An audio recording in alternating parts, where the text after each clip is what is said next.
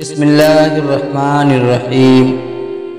نبی کریم صلی اللہ علیہ وسلم کا فرمان ہے، ایک ساعت انصاف یعنی برسوں برس کی عبادت سے بہتر ہے۔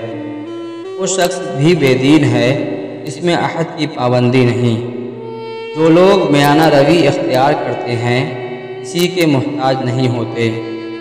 بری مجلس سے پرہیز کیا کرو۔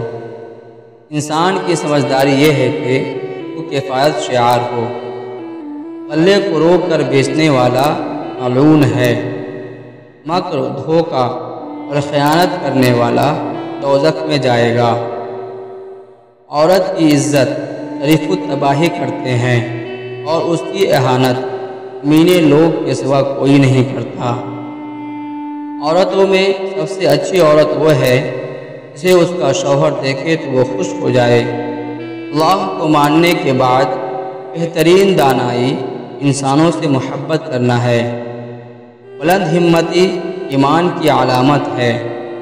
خدا بلند امور کو پسند اور اچھے کاموں کو ناپسند کرتا ہے۔ دولت مند پر حسد نہ کرو، دولت کی لذتیں فانی و عارضی ہیں۔